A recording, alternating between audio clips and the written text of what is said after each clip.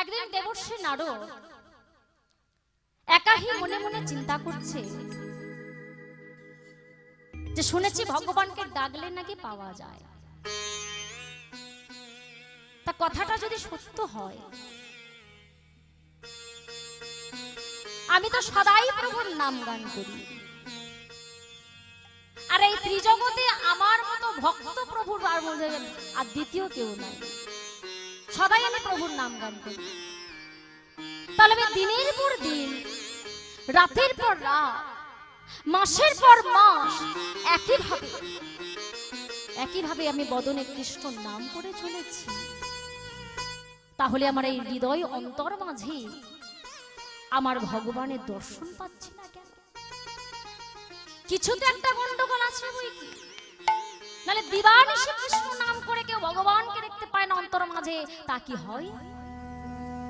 কিন্তু গন্ডগোলটা যে কি সেটাই তো বুঝতে পারছি না। তাহলে এক কাজ করি, আমি বরং একজন পিতামহ ব্রহ্মাদেবকে স্মরণ করি। একমাত্র ব্রহ্মাদেব বলতে পারবেন যে কেন আমি দিবানিশি কৃষ্ণ নাম করে আমার হৃদয় অন্তরে ভগবান দর্শন করতে পারছি না। অবশেষে তিনি পিতামহ ব্রহ্মাদেবকে স্মরণ করলেন।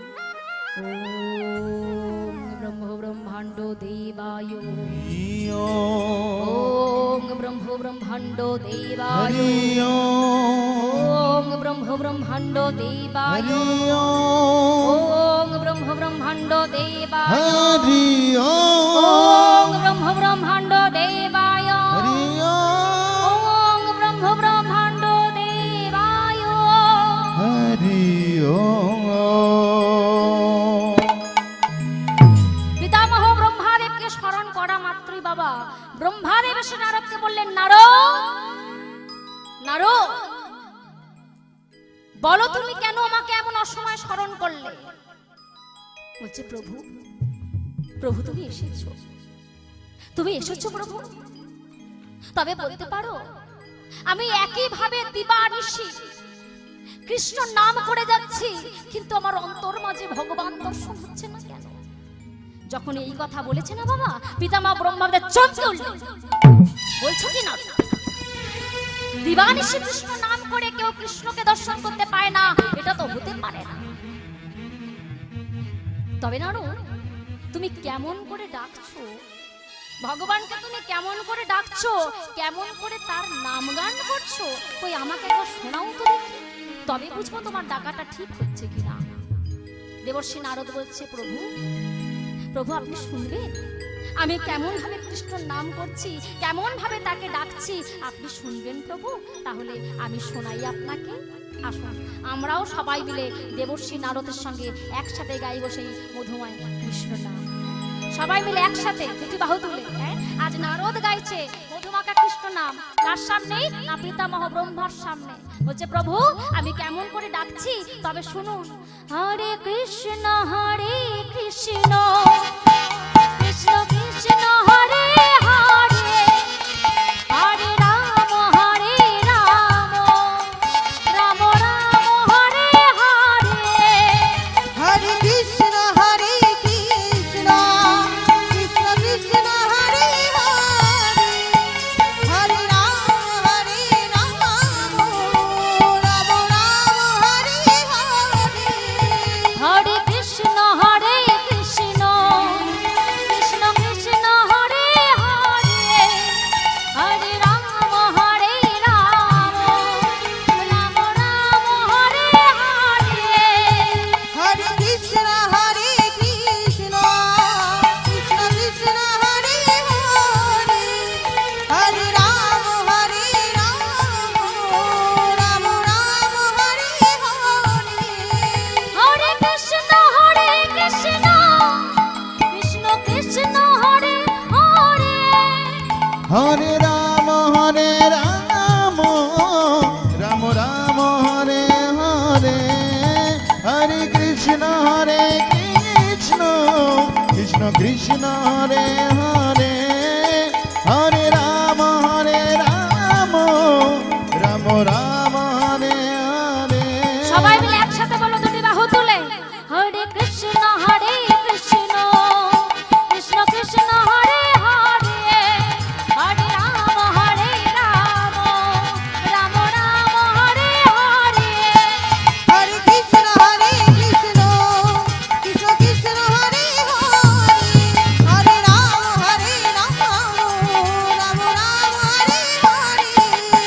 হরে কৃষ্ণ কৃষ্ণ কৃষ্ণ হরে হরে হরে রাম রাম রাম হরে হরে।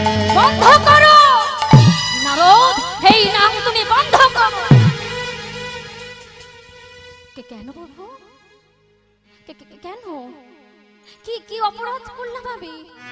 এই তো তুমি এই সব মুহূর্তে বললে যে কেমন করে আমি কৃষ্ণ নাম করে একবার তোমায় শোনাতে।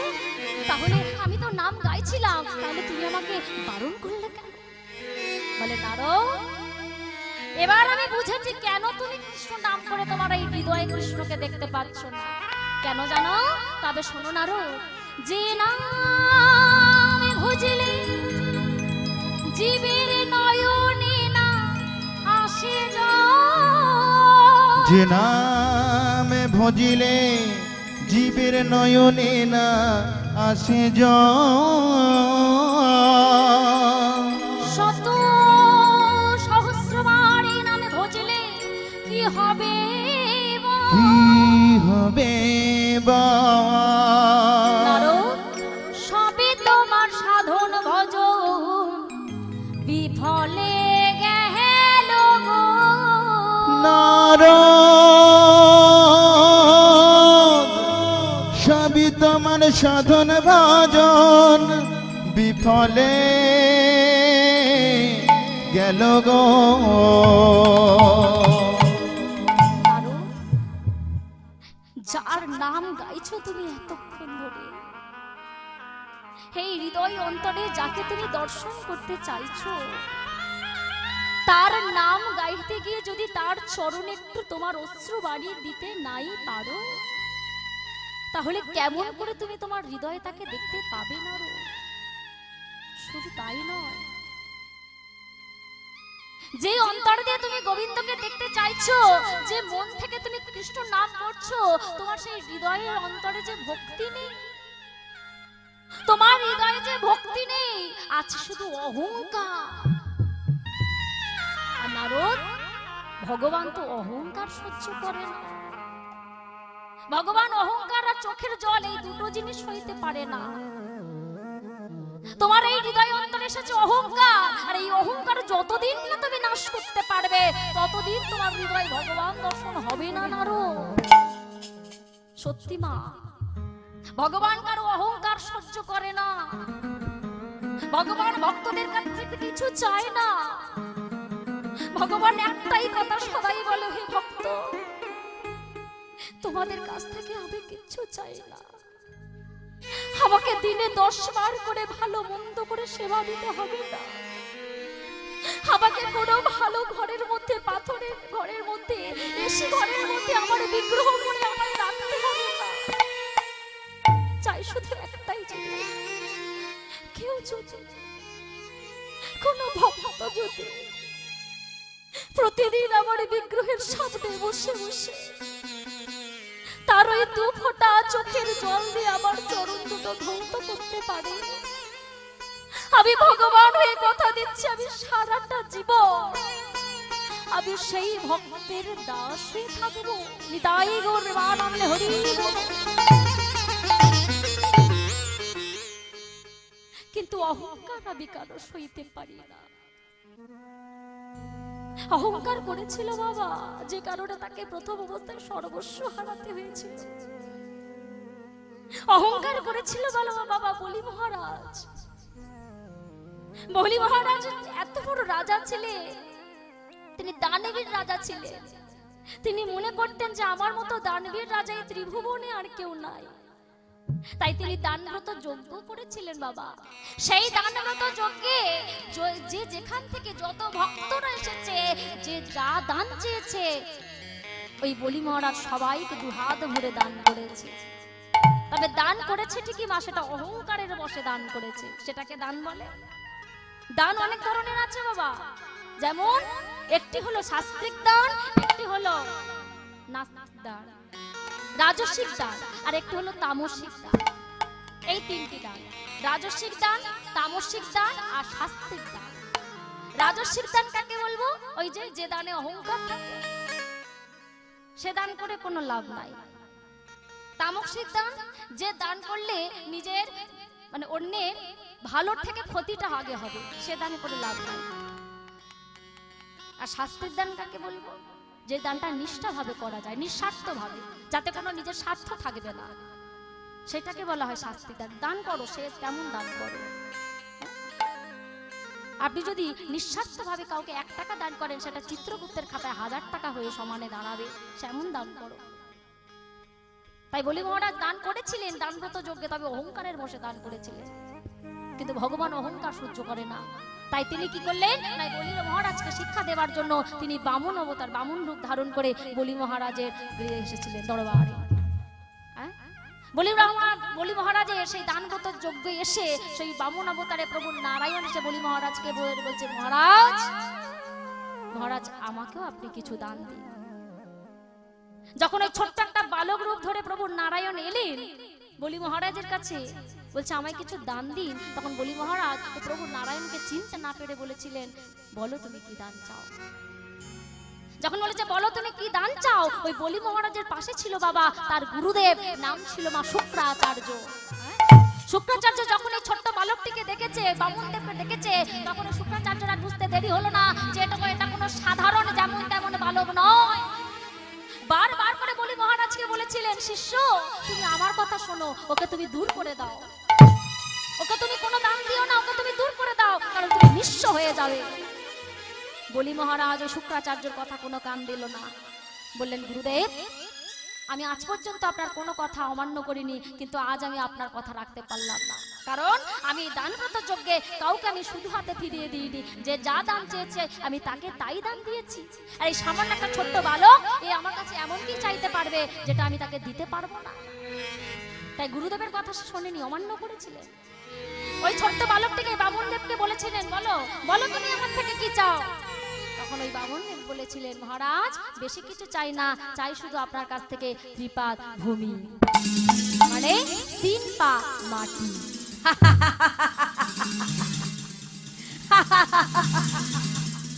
এই দেখ বাপ, একে তো তুমি এইটুকু একটা ছেলে, হ্যাঁ এরকম এইটুকু একটা ছোট্ট ছেলে, তার পার কত বড় হবে, এতটুকু হবে, হ্যাঁ তা আমি হলাম দানবীর রাজা, আমার কোনো অভাব নেই, আর আমি তোমাকে এই 3 পা মাটি দিতে পারবো না। এই দেখো অহংকার, 3 পা মাটি তোমায় দিতে পারবো না, নিয়ে নাও বালক তুমি নিয়ে নাও, যেখান থেকে ইচ্ছা তোমার 3 পা ভূমি নিয়ে নাও। এই দেখ যেই বলেছে যেখান থেকে ইচ্ছা তুমি 3 পা মাটি নিয়ে নাও, সঙ্গে সঙ্গে ওই ছোট্ট বালক একটু একটু একটু একটু একটু একটু একটু করে একবারে প্রকার ছাল হয়ে গেল। তখনও বলি মহারাজ বুঝতে পারছে না যে আমার অপরাধটা কি, কেই নেই, তখনও বুঝতে পারছে না। সঙ্গে সঙ্গে বলে উঠলেন কি, নাও যেখান থেকে ইচ্ছা তুমি এনে নাও। সঙ্গে সঙ্গে প্রভু নারায়ণ কি করলেন বাবা, সর্বপ্রথম একটি পদ বাড়িয়ে দিলেন। যেই না প্রথম পদ বাড়িয়ে দিলেন, স্বর্গ দখল হয়ে গেল। আহা, তখনও তার টনক নাড়ছে না। দ্বিতীয় চরণে বাড়িয়ে দিলেন, মর্ত দখল হয়ে গেল। তাহলে স্বর্গ দখল হয়ে গেল, আর মর্ত দখল হয়ে গেল। হ্যাঁ এবার বলি মহারাজ তখন বুঝতে পারছি যে তাই তো, তাহলে এটা কোনো সাধারণ ব্যক্তি তো নয়। সঙ্গে সঙ্গে বলি মহারাজ করজোড়ে বলছে, দয়াময় দয়াময়, একটি চরণে স্বর্গ দখল হয়ে গেল, 2টি চরণে মর্ত দখল হয়ে গেল, কিন্তু দয়াময় আপনি তো আমার থেকে 3 পা ভূমি চেয়েছিলেন, ত্রিপাদ ভূমি চেয়েছিলেন, তাহলে আপনার 2টো চরণে স্বর্গ আর মর্ত দখল হয়ে গেল, কিন্তু প্রভু আপনার আরেকটি চরণ কোথায়? দেখুন ভগবানকে আজ ভক্ত বলছে, প্রভু আপনার আরেকটি চরণ কোথায়, সেটা আপনি কোথায় রাখবেন? সঙ্গে সঙ্গে প্রভু নারায়ণ নিজের নাভিস্থল থেকে 3য় চরণ সৃষ্টি করলেন। নিজের নাভিস্থল থেকে 3য় চরণ সৃষ্টি করে এবার বলি মহারাজকে বলে উঠলেন, বলো বলি মহারাজ এই আমার 3য় চরণ, এবার বলো এই 3য় চরণটা আমি রাখবো কোথায়? কোথায় রাখবে? একটি চরণে স্বর্গ আর একটি চরণে মর্ত দখল হয়ে গেল, তাহলে 3য় চরণটা কোথায় রাখবে? সঙ্গে সঙ্গে বলি মহারাজ নিজের মস্তকটা পেতে বলে উঠলেন, দয়াময় 3য় চরণ যদি রাখতে হয় দয়াময় আপনি আমার মস্তকে রেখে দিন। যেই না বলি মহারাজ নিজের মস্তকটা পেতে দিয়েছে বাবা, সঙ্গে সঙ্গে প্রভু নারায়ণ ওই তৃতীয় চরণ নিয়ে বলি মহারাজের মস্তকে রেখেছে। আর যখনই মস্তকে রাখলো সঙ্গে সঙ্গে বলি মহারাজ ওই পাতাল ভূমিতে প্রবেশ করল। আর যাই না পাতাল ভূমিতে প্রবেশ করেছে বাবা, অবাক কাণ্ড। পাতাল ভূমিতে প্রবেশ করা মাত্র দেখছে কি না, মর্তে বলি মহারাজ যা কিছু হারিয়েছিল, হ্যাঁ স্বর্গমর্ত সব তো দখল হয়ে গেছে, তা মর্তে বলি মহারাজ যা কিছু হারিয়েছে ওই পাতাল ভূমিতে গিয়ে বলি মহারাজ আবার পুনরায় সবকিছু ফিরে পেয়ে গেল। রাজ ঐশ্বর্য ধন সম্পত্তি সবকিছু ভগবান ফিরিয়ে দিলেন। হ্যাঁ, আর যখন সবকিছু ফিরিয়ে দিয়েছে এবার ভগবান ভক্তের কাছে বলছে, ভক্ত আমি তো তোমাকে না চাইতে সব ফিরিয়ে দিলাম, মর্তে যেমন কেড়েও নিয়েছি পাতালে সবকিছু তোমায় ফিরিয়েও দিয়েছি, এবার বলো তো ভক্ত আজ থেকে আমার জায়গাটা কোথায় হবে? দেখো মা, আজ ভগবান ভক্তকে প্রশ্ন করছে, ভক্ত তোমায় তো সবকিছু ফিরিয়ে দিলাম, তোমার রাজবাড়ি রাজ ঐশ্বর্য সব ফিরিয়ে দিলাম, তা তোমার এই রাজবাড়ির মধ্যে আমার জায়গাটা কোথায়? কি গো মা, এখনকার দিনে আমরা ভগবানের জায়গা কোথায় করে দিয়েছি? ওই ছাদের চিলে কোঠায় নয় কি বাবা, তাই না? বেশিরভাগ ঘরে দেখবেন ওই চিলে কোঠার মধ্যে আমাদের ঠাকুর ঘর আছে, হ্যাঁ, কিন্তু ওটা ঠিক নয়। ভগবান বলছে, বলো বলি মহারাজ, বলো ভক্ত আজ থেকে আমার জায়গাটা কোথায় তোমার এই রাজবাড়ির মধ্যে? সঙ্গে সঙ্গে ভগবানের কাছে এই ভক্ত করজোড়ে বলে উঠছে, দয়াময় আজ থেকে তোমার জায়গা হলো আমার গৃহের বাহিরে। দেখো ভক্তগণ ভগবানের কথা হচ্ছে, বলছে আজ থেকে তোমার জায়গা হলো আমার গৃহের বাহিরে। সঙ্গে সঙ্গে ভগবান বলছে, কি আমি তোমাকে সবকিছু ফিরিয়ে দিলাম, তোমার এত বড় রাজপ্রাসাদের মধ্যে আমার ঠাঁই হয়ে গেল রাজপ্রাসাদের বাইরে? কেন ভক্ত, এমনটা কেন হলো? বলি মহারাজ করজোড়ে বলল, দয়াময় ভবে এসেছি যখন যেতে আমাকে হবে। কি গো মা, কেউ চিরস্থায়ী? একদিন না একদিন আমাকে এই ভব ছেড়ে চলে যেতেই হবে, সবাইকে যেতে হবে। তাই বলি মহারাজ বলছে যে দয়াময় এসেছি যখন ভবে যেতে আমাকে হবে, তবে যেদিন আমি ইহ জগৎ থেকে পরজগতে বিদায় নেব, হ্যাঁ, যখন যমরাজ আমাকে আনতে আসবে, ওই আনতে আসার আগে যেই নামাজের আমার রাজপ্রাসাদের ভিতরে প্রবেশ করবে, ওই রাজপ্রাসাদের ভিতরে প্রবেশ করার আগেই রাজপ্রাসাদের বাইরে ওই যমরাজ আপনাকে দর্শন করবে। দেখো মা, বলছে যমরাজ রাজপ্রাসাদের বাইরে আমাকে আনতে আসার আগে আপনাকে দর্শন করবে, আর যেই না আপনাকে দর্শন করবে তখন সে আপনি হতেই ভয় পেয়ে পালিয়ে যাবে। তাহলে সে তো আর আমাকে আনতে আসতে পারবে না, আপনাকে দেখেই তো সে পালিয়ে যাবে, তাহলে সে তো আর আমাকে আনতে আসতে পারবে না। তাই দয়াময় আমাকে আর তোমার চরণ থেকে চলেও যেতে হবে। তাই আজ থেকে তোমার জায়গা হলো আমার রাজপ্রাসাদের বাহিরে। কেন জানো দয়াময়, এটা শুধু বলি মহারাজের একার নয়, আমাদের সকল ভক্তের এইটাই নিবেদন করা উচিত। বলে প্রভু গো, তোমার কাছে আমার একটাই নিবেদন, একটাই মিনতি, কি ও গো ভগবান,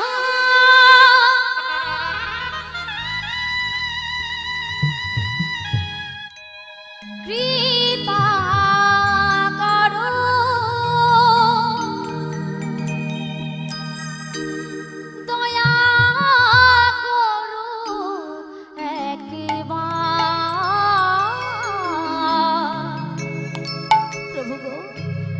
কৃপা করো একবার।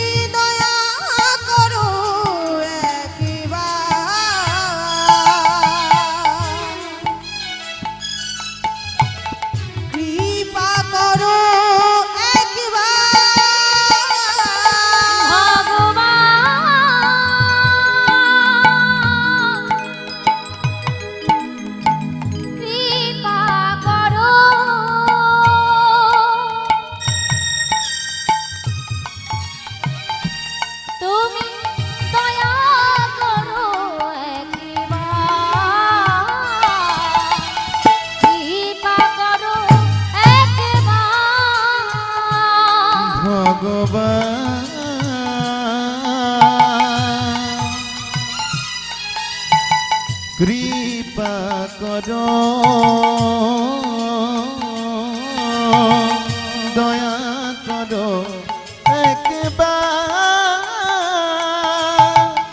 দয়া করো একবার। যুগে যুগে তুমি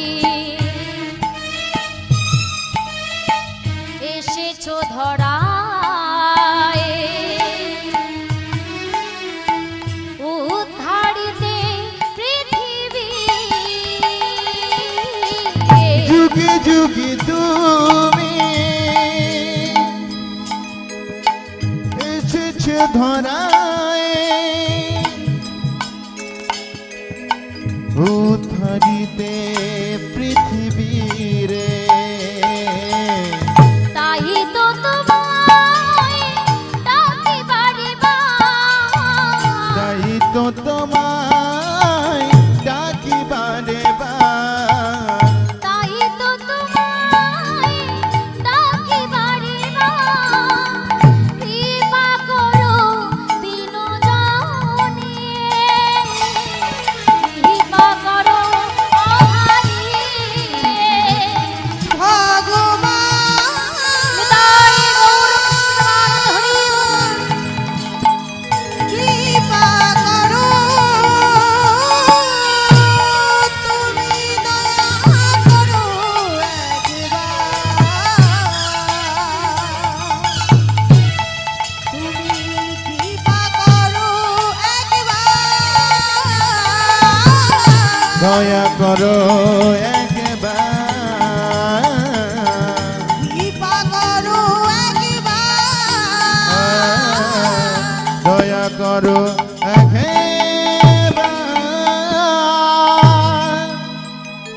তাই পিতামহ ব্রহ্মদেব নারদকে বললেন, নারদ, যে অন্তর থেকে তুমি তোমার ভগবানকে ডাকছো, তোমার সেই হৃদয় অন্তরে এসেছে শুধু অহংকার। আর যতদিন না তুমি অহংকারকে নাশ করতে পারবে, যতদিন না তোমার হৃদয় অন্তরে ভক্তি আনতে পারবে, ততদিন তোমার এই হৃদয় ভগবান দর্শন হবে না। কারণ শাস্ত্রে বলেই দিয়েছে, হ্যাঁ, ভক্তি যার কৃষ্ণ নাম সর্বশাস্ত্রে কয়। ভক্তি যার কৃষ্ণ তার সর্বশাস্ত্রে কয়। আরে ভক্তি না থাকিলে কৃষ্ণ ভক্তি না থাকিলে কৃষ্ণ দেখিলে কিবা হয়। দেখিলে কি বা হয়, দেখিলে কি বা হয়। তাহলে কি বলছি মা, ভক্তি যার কৃষ্ণ তার। আর ভক্তি যদি না থাকে তাহলে কৃষ্ণ দেখেও কোনো লাভ নাই। হ্যাঁ? তাহলে কতটা ভক্তি থাকলে তবে ভগবান দর্শন হবে? আমরা তো সবাই বড়াই করে বলে থাকি বাবা যে আমি হলাম ভক্ত, আমি ভক্ত, হ্যাঁ, কিন্তু না, ভক্ত বললেই ভক্ত হওয়া যায় না। ভক্ত হওয়া বড় শক্ত। হ্যাঁ, ভক্ত হতে গেলে আগে তার হৃদয়ের ভক্তিটাকে জাগরিত করতে হবে, ভক্তিকে আনতে হবে। কারণ ভগবান আমার ভক্তের ভগবান। কতটা ভক্তি থাকলে তবে ভগবানকে পাওয়া যায় বাবা, তার প্রমাণ আমরা পেয়েছি মহাভারতে। মহাভারতের পঞ্চপাণ্ডবে নাম শুনেছেন তো বাবা? পঞ্চপাণ্ডব যুধিষ্ঠির, ভীম, অর্জুন, নকুল, সহদেব, এরা ছিল 5 ভাই। আর তাদের মা ছিলেন কে? কুন্তী দেবী। তো একদিন কি করেছে বাবা, ওই 5 ভাই মিলে খেতে বসেছে। আর মা কুন্তী দেবী ওই 5টি সন্তানকে খেতে দিচ্ছে। তো যখন মা কুন্তী দেবী সর্বপ্রথম ওই প্রথম বড় ছেলে যুধিষ্ঠির পাতে খাবার দিয়ে, ভালো করে শুনে মায়েরা, যুধিষ্ঠির পাতে খাবার দিয়ে ওই মেজ ছেলে ভীমের পাতে খাবার দিতে যাবে, সঙ্গে সঙ্গে বাবা ভীম ওই মা কুন্তী দেবীর হাতটা চেপে ধরে, দাঁড়াও দাঁড়াও। কেন রে ভীম, তুই এমন করে আমার হাতটা চেপে ধরলি কেন?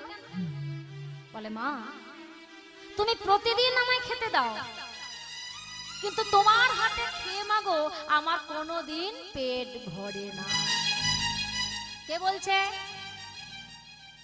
ভীম বলছে। বলছে কোনোদিন আমার পেট ভরে না, তাই আজ আমার একটু স্বাদ হয়েছে মা, যে তোমার হাতে আজ আমি একটু পেট ভরে খাবো। দাও না মা, আজ তুমি আমায় খাবার দিতেই থাকো, দিতেই থাকো, তুমি আমায় খাবার দিতেই থাকো। হ্যাঁ, যতক্ষণ না আমার খেয়ে পেটটা ভরে যাবে, আমার খাওয়া দাওয়া হয়ে গেলে যদি খাবার বাঁচে তবে তুমি আর ভাইদের মধ্যে ভাগ করবে। দেখো বলছে আমার খাবার দাওয়া হয়ে গেলে, খাবার বাঁচলে তবে তুমি আর ভাইদের ভাগ করে দেবে, তার আগে তুমি আমাকে দিতেই থাকো। এই কথাটা ভীমের মুখে শোনা মাত্রই মা কুন্তি দেবী ক্রোধান্বিত হয়ে চিৎকার করে বললেন, ছি ভীম, ছি ছি ছি ছি ছি, এই আমি তোকে মানুষ করেছি, তুই আমার সন্তান, আমার সন্তান হয়ে এমন কথা তুই বলতে পারলি ভীম? ওরে ভীম, তুই কি আমার একার সন্তান?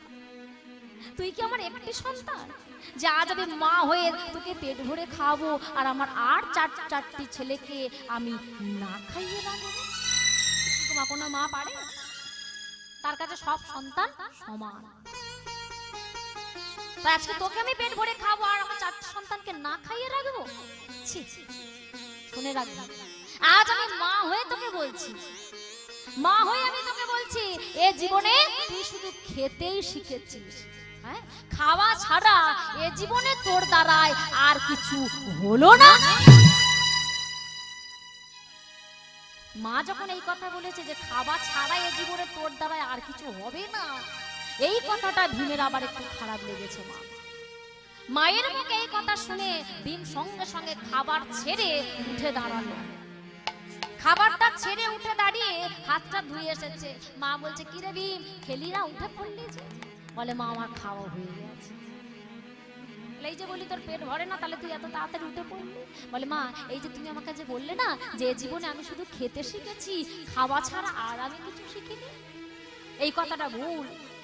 আজ আমি তোমাকে প্রমাণ করে দেব, এই হস্তিনাপুরের মাটিতে দাঁড়িয়ে আমি তোমাকে প্রমাণ করে দেব যে আমি খাওয়া ছাড়াও আরো কিছু শিখেছি। সেটা কি? বলো বলো মা, বলো তুমি আমার থেকে কি চাও? বলো, ভালো করে শোনো সবাই জায়গা। বলছে, মা বলো তুমি আমার থেকে কি চাও? আমি হস্তিনাপুরের মাটিতে দাঁড়িয়ে তোমায় কথা দিচ্ছি, এই মুহূর্তে তুমি আমার থেকে যা চাইবে আমি তোমাকে তাই এনে দেব। শুধু তাই নয়, এই পৃথিবীর যত সুখ, সেই সব সুখ যদি তুমি আমার থেকে চাও তাও আমি তোমার চরণে এনে দেব। বলো তুমি কি চাও? বাহ ভীম, বাহ, এই না হলে আমার ছেলে। ওরে, আমি ভেবেছিলাম তুই শুধু খেতে শিখেছিস, কিন্তু না, এখন ভাবলাম শুধু খাওয়া নয়, তোর মনে অহংকারও আছে।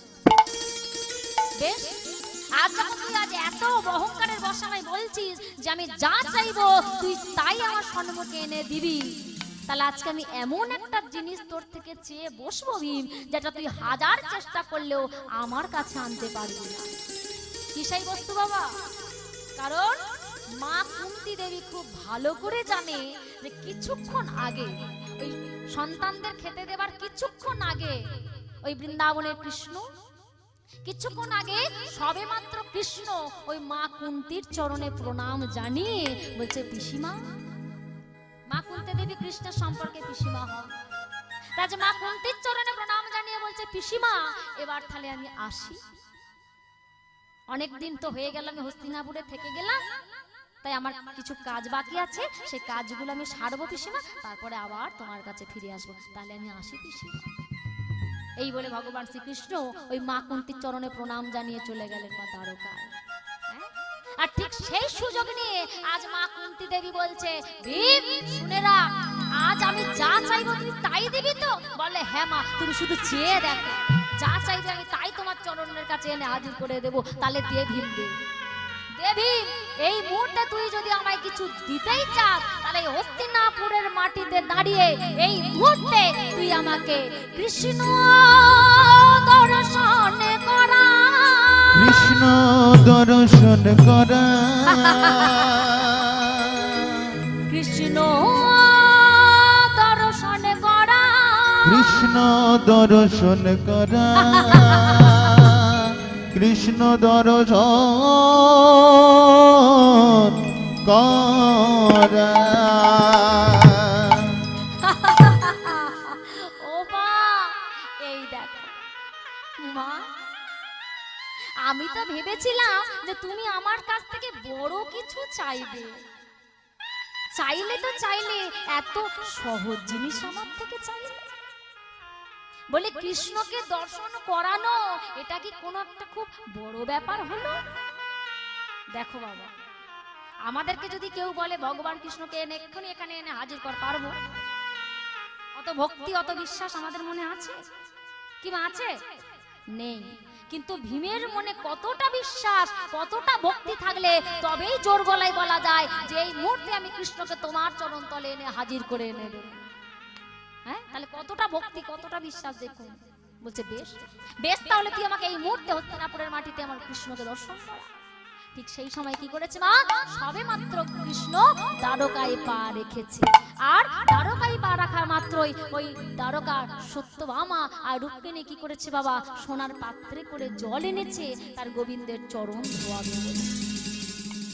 গোবিন্দের চরণ ধোয়াবে বলে তারা জল এনেছে সোনার পাত্রে করে। আর ওইদিকে ভীম কি করেছে? মাকে দেয়া কথা যে তাকে রাখতে হবে, তাই কি করতে মা? ভীমের হাতে কি থাকতো? কি থাকে বাবা? গদা। ভীমের, হ্যাঁ, ভীমের হাতে মুগুর থাকে, ভীমের হাতে থাকে গদা। আর সেই গদার ওজন মা কত জানো? 1 মণ 2 মণ নয়, সেই গদার ওজন 80 মণ। 80 মণ। তাই আজ ভীম কি করেছে না, তাড়াতাড়ি করে ঘরে গিয়ে সেই 80 মণ ওজনের গদাটাকে হাতের মধ্যে নিয়েছে। আর 80 মণ গদাটা, ওজনের গদাটা হাতের মধ্যে নিয়ে বাবা যেই না উঠোনের মধ্যে দাঁড়িয়ে এইভাবে ঘুরিয়ে ঘুরিয়ে ঘুরিয়ে ঘুরিয়ে উপরের দিকে ছুড়ে দিয়েছে। আর যখন সেই উপরের দিকে ছোড়া অবস্থা সেই গদাটা উপর থেকে নিচের দিকে পড়ছে, ভীম নিজের বিপদ নিজে সৃষ্টি করেছে মা। নিজের মস্তকটিকে ওই গদার দিকে দিয়ে চিৎকার করে সে তার গোবিন্দকে ডাকছে, বন্ধু বন্ধু দেখা দাও, দেখা দাও, দেখা দাও, দেখা দাও, দেখা দাও।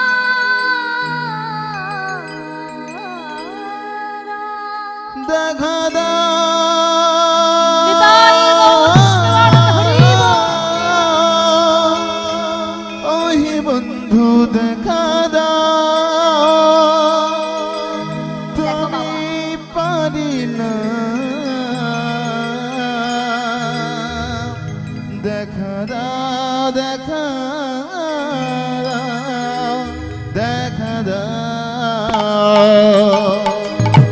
দেখুন বাবা, আজ ভীম নিজের বিপদ নিজে সৃষ্টি করে চিৎকার করে যেই না বন্ধু বলে ডেকেছে, সেই সময় সত্যভামা রুক্মিণী সবে গোবিন্দের ওই চরণে আজ চরণ ধৌত করে দিতে যাচ্ছে।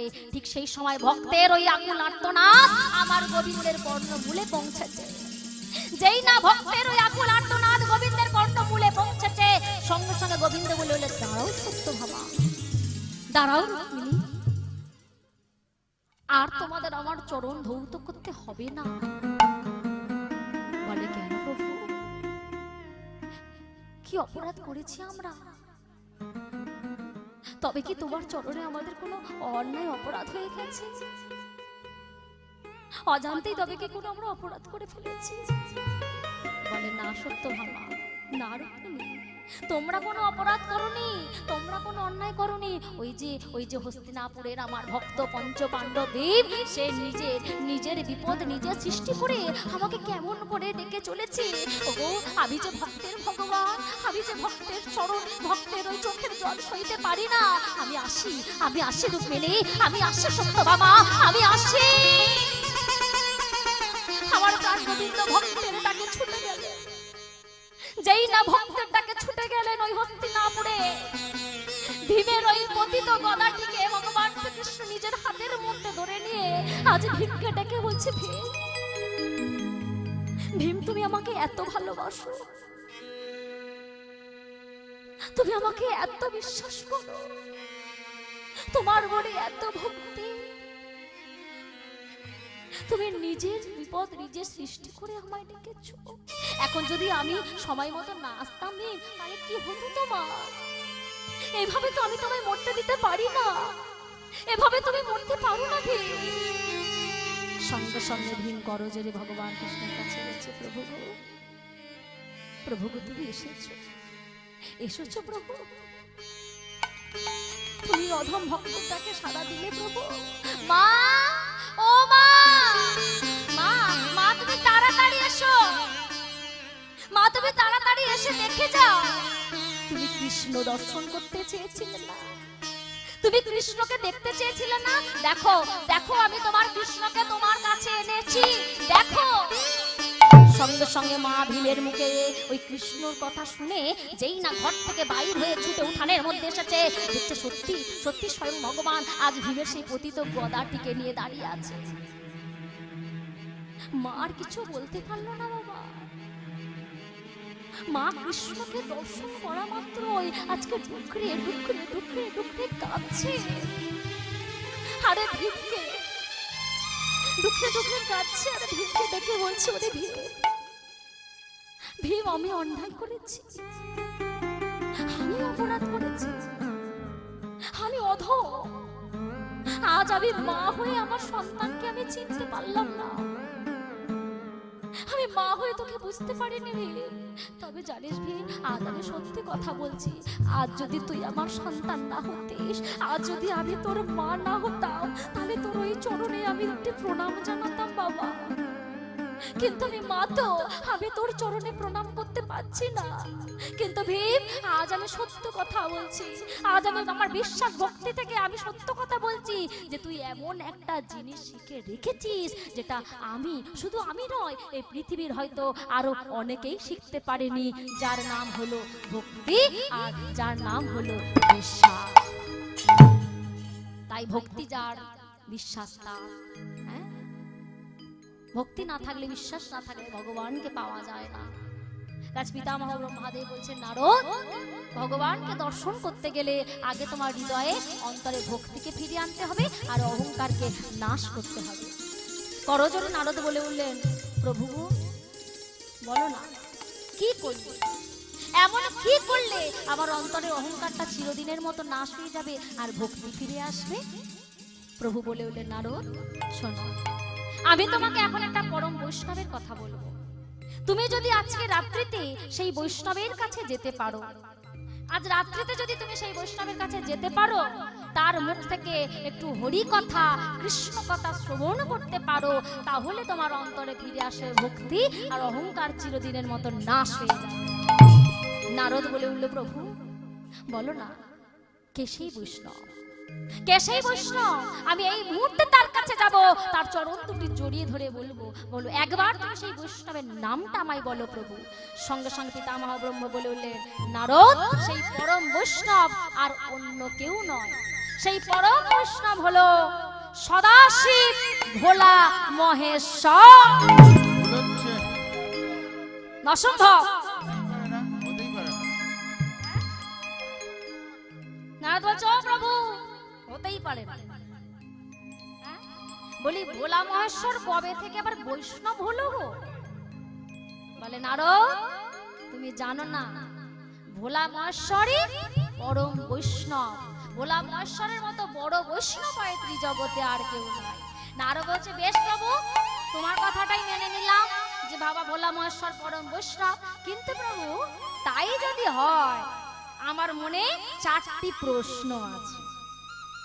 বাবা কে প্রশ্ন করছে? প্রশ্নটা কার? নারদ, তাই তো। কাকে করছে? ব্রহ্মাদেবকে, তাই না?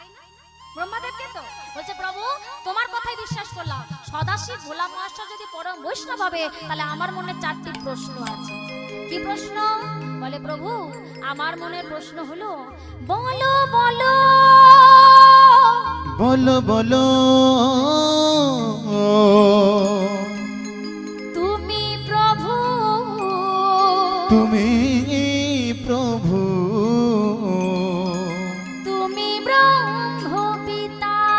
ও প্রভু গো বলো বলো, ও প্রভু গো বলো বলো, তুমি বলো বলো, তুমি আমায় বলো গো। প্রভু ভোলা মহেশ্বর যদি বৈষ্ণব হয়, আমার মনে চারটি প্রশ্ন আছে।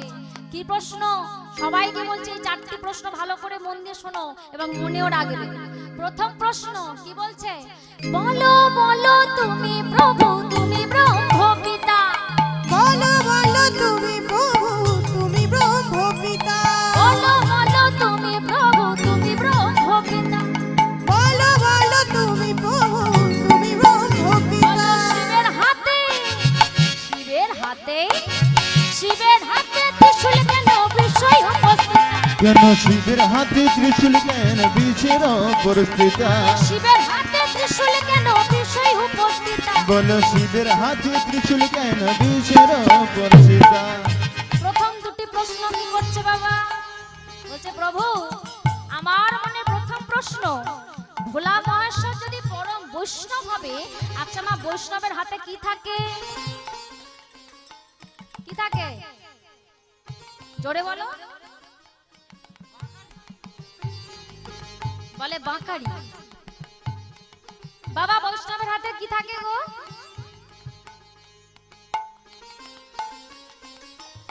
জপের মালা। কি থাকে না? বৈষ্ণবের হাতে থাকে জপের মালা। শিবের হাতে কি? শিবের হাতে কি থাকে? ত্রিশূল। হ্যাঁ, তাই নারদ বলছে প্রভু ভোলা মহেশ্বর যদি বৈষ্ণব হবে, তাহলে বৈষ্ণবের হাতে থাকে জপের মালা, তাহলে ভোলা মহেশ্বর হাতে জপের মালার বদলে ত্রিশূল কেন থাকে? বলো। আর দ্বিতীয় প্রশ্ন, বৃষ। বাবা বৃষ মানে কি? ষাঁড়, তাই তো? বৃষ মানে ষাঁড়। তাহলে প্রভু বাবা ভোলা মহেশ্বর হ্যাঁ সদাই ষাঁড়ের উপরে কেন বসে থাকে? কি গো? আমার মনে আরো দুটি প্রশ্ন আছে। কি? সব দেবতার দুটি আঁখে শিবের ত্রিনয়ন কেন? সব দেবতার দুটি আঁখি শিবের ত্রিনয়ন কেন? সব দেবতার দুটি আঁখে শিবের ত্রিনয়ন কেন? সব দেবতার দুটি আঁখি শিবের ত্রিনয়ন কেন? কি কারণে? কি কারণে? কি কারণে নাম হইল দেবী পঞ্চানন? বলো কি কারণে নাম হইল দেব পঞ্চানন? বলো কি কারণে নাম হইল দেবী পঞ্চানন? বলো কি কারণে নাম হইল দেব পঞ্চানন? প্রভু আমার মনে তৃতীয় প্রশ্ন, আমি যতদূর জানি সব দেবদেবীদেরই দুটি করে নয়ন, কি তাই না? তাহলে বাবা ভোলা মহেশ্বরের ত্রিনয়ন কেন? বলো প্রভু কেন? আর কি কারণে, কি কারণে বাবা ভোলা মহেশ্বরের নাম হলো দেব পঞ্চানন? ও মা, বাবা ভোলা মহেশ্বরের আরেক নাম পঞ্চানন নয়? পঞ্চানন্দ। কি মা ভুল বললাম?